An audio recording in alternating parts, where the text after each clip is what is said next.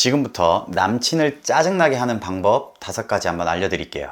해외의 한 여성 미디어에서 이것에 대해서 정리한 것을 알려드리려고 하는데요. 만약 자신의 행동이 해당되는 것이 있다면 남친을 어느 정도는 귀찮게 하고 있는 것이니까요. 자제하는 게 좋겠죠. 첫 번째, 이미 정답이 있는 질문. 때로는 여성들이 어느 쪽 옷이 어울려? 오늘 뭐 먹고 싶어? 이런 질문들을 던질 때가 있습니다. 남자들은 이에 자신의 감정대로 솔직하게 대답하곤 하죠. 근데 문제는 여성 자신이 이미 마음속으로 결정을 내려놓고 하는 질문이라는 거죠. 따라서 자신이 원하지 않는 답이 나오면 불만을 표출하는 경우가 있다는 것입니다. 이럴 때 여성들이 자신의 질문에 대해 어느 쪽이 정답인지 약간의 힌트를 주는 것이 도움이 될 수 있어요. 그럼 남자들은 어떤 선택을 해야 할지 더 수월하게 느낄 수도 있고 귀찮음도 줄어들 수 있으니까요. 두 번째, 정답이 없는 질문. 로맨스 드라마에서 흔히 나오는 대사 중 하나인 일이 중요해? 내가 중요해? 어느 쪽이 더 중요해? 이런 질문은요, 여러 상황에서 듣게 되는 질문 중에 하나인데요.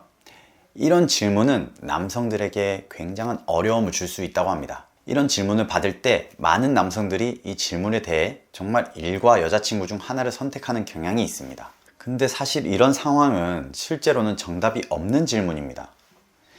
일과 여자친구는 모두가 다 중요하면서 그중 하나를 택하는 것은 정말 어렵고 비교 자체가 불가능합니다.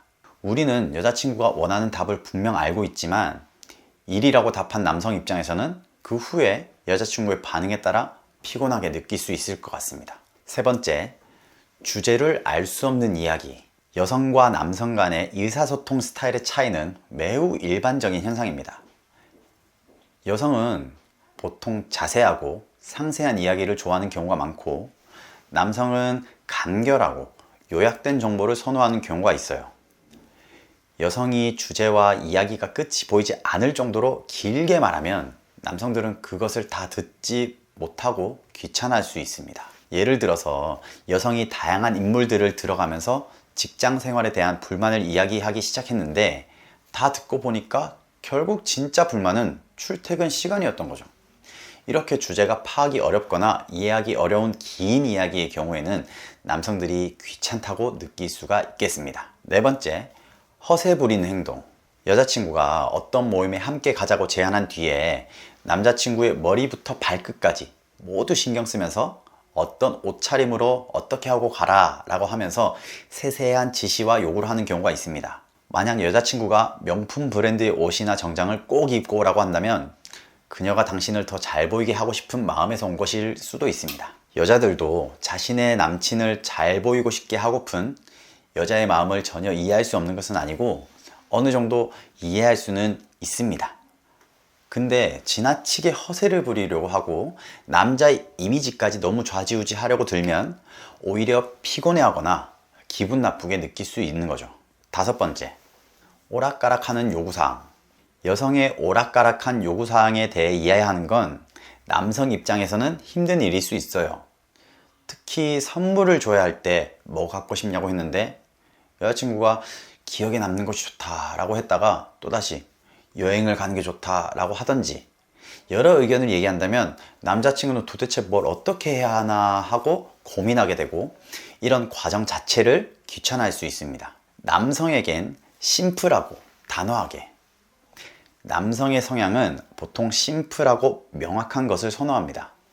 하나의 질문에 대해 간단하게 대답하는 것을 좋아하고 복잡한 선택이나 다양한 측면을 고려하는 것보다는 명확하고 직접적인 답을 찾으려고 해요. 하늘을 보고 열을 생각하지 않고 여러 가지를 함께 고민하려 하지 않는 경향도 있습니다.